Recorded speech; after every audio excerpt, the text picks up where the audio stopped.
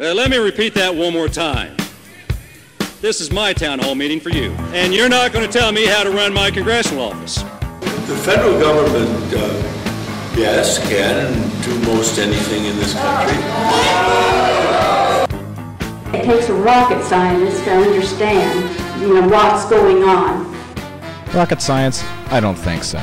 People are upset. That's pretty easy to understand. Ladies and gentlemen, if you don't like what you just heard, you will like what you're about to hear. Stay tuned. This is the Bartholomew County Watchman.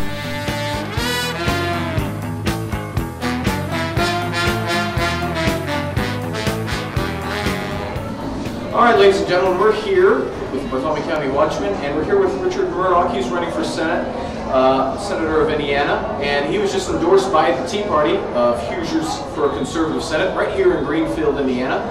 Senator, it's good to have you on the show. Thank you. Tell the folks just a tiny bit about yourself, and you mentioned your little 4-point platform.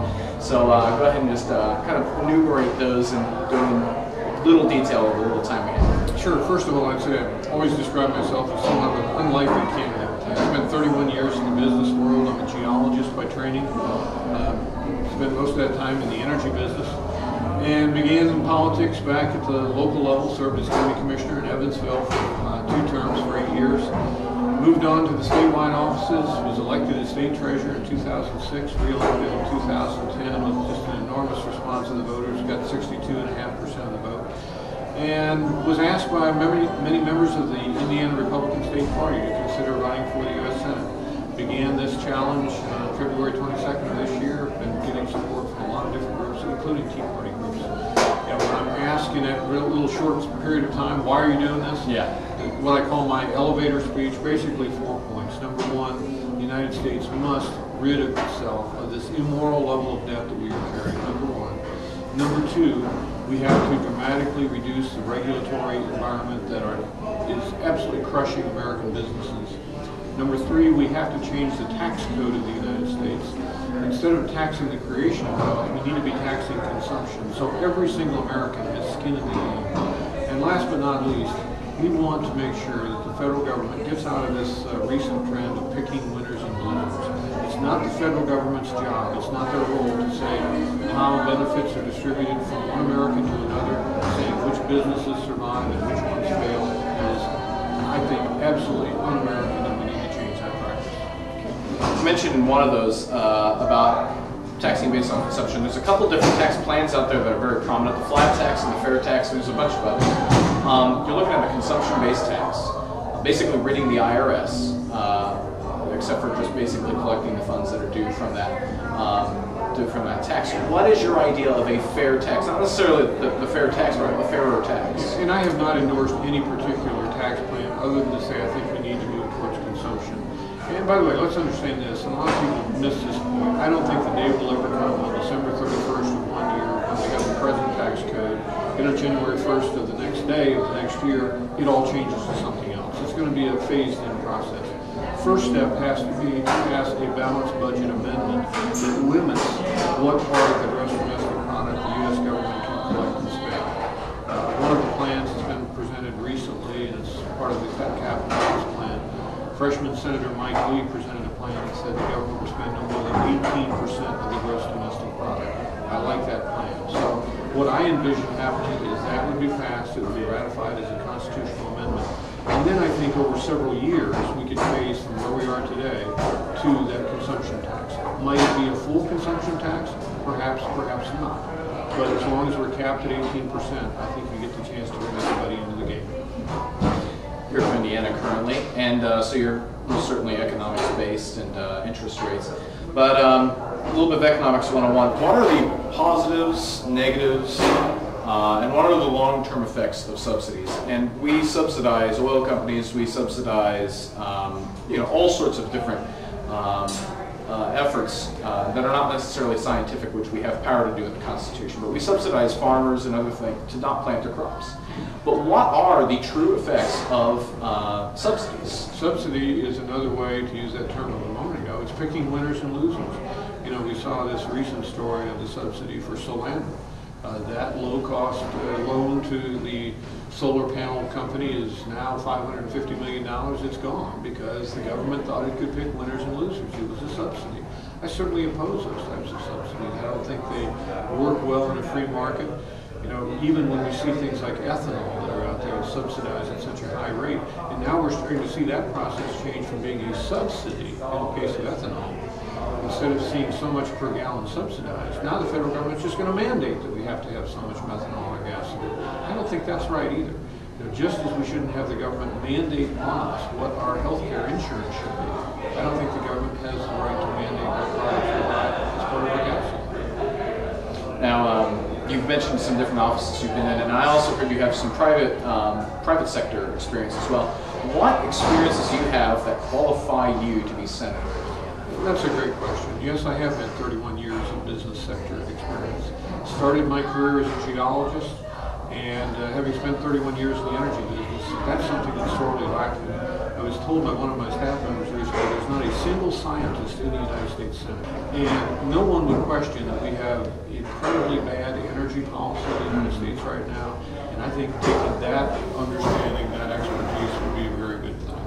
Also, having been a part of an administration that has resulted in Indiana being one of the best fiscally managed states in the nation would be a very good thing. You know, we have those quaint little notions here in Indiana that you ought not spend more than you take in. What a concept. What a concept. How novel, how radical it is. And I would love to take the kind of principles we put in place in Indiana to the next level.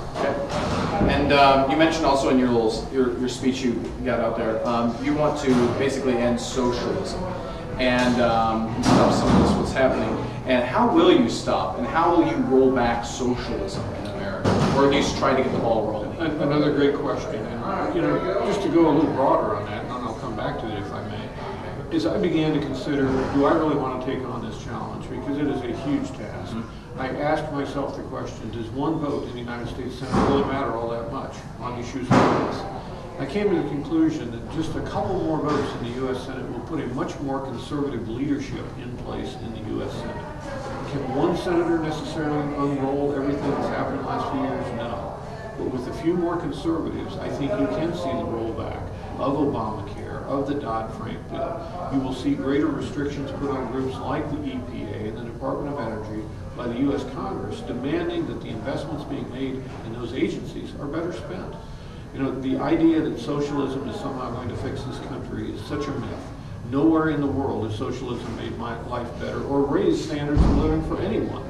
It isn't a good thing to say, well, we should all just be equal in wealth. We should all be equal in opportunity. Right. Some will rise, some will not. But if we constantly have socialism expressed as an entitlement program, it will ultimately destroy individual self-worth and motivation. Okay. And you've just been endorsed by them. And a lot of, through this little journey we've had since January, trying to find a candidate, there's been a lot of different people who claim to be part of the Tea Party or conservatives. I honestly don't know whether they are or not. But they've said some interesting things about you and people on your staff. And keep trying to say that Richard Mourdock's really not for the Tea Party. And you said something before that you're not for the Tea Party, but you know, the concepts that they have are the very no. But I want you to clear everything up right now and say, what are your thoughts on the Tea Party? I always tell Tea Party audiences, I have but 3 words for you. God bless you. You know, the Tea Party is bringing the Republican Party back to its more fundamental values of smaller government, lower taxes, and greater individual responsibility. I've been a Republican for many years. My name's been on ballots no less in general elections than I guess 6 times. Every time it was there, it had an R next to it, not a T. But the fact is, while the Tea Party has embraced me, they did in 2010. It's one reason why we had the tremendous numbers on election night last year. They embraced me today, endorsed my campaign. I'm proud to have it. My wife says I was Tea Party before there was Tea Party. You know, one of the things you see at the Tea Party, they're always handing out these little 4-inch copies of the Constitution. I read the Constitution years before it was being published in little 4-inch booklets. I believe it. I believe it's a great document, and I think it is ultimately the medicine we need to save the United States, to bring us back to greater world standing so that we can be that light for the rest of the world. And bringing it back to history, because I know you're a history person, and I know you're American history, but let's go to French history, because we all know, now who said it? If we do not learn from history, we're doomed to repeat it. Jorge Santillana said that. Exactly. We need to learn other people's history too. The French, and the French Revolution, the reason there was a whole French Revolution. Do you know why there was a French Revolution? Well, I think the phrase "let them eat cake" is about to come. Let them eat cake, because wheat, well, there was a kind of a shortage of wheat. So what did they do? Well, they lowered the price of wheat, so then people could buy it, so it would be more equitable. But lowering the price of wheat then makes it not profitable for the bakers then to make so much bread, which means you had a bread shortage. Exactly. And so then what happened with Marie Antoinette, as we know, she lost her head quite literally, and economists would say she lost her head before that. But well, and you know, a lot of people do not realize the original Tea Party, the Boston Tea Party, was in fact the result of a fiscal bailout. You know, the British government had a monopoly on the shipping of tea from India to England. And because they had a monopoly, after a while, costs kept going up, and all of a sudden there were these tea pirates who would bring in bootleg tea, and it started hurting the sales of the government product. So they decided they needed to bail out the East India Tea Company. They did it by imposing a tax on the American colonists. Bailouts don't work well in the end. Subsidies don't work, bailouts don't work. Richard Mourdock, we have to leave you, but thank you very much for coming on, and thanks for being part of the Watchman. My pleasure. Glad to do so.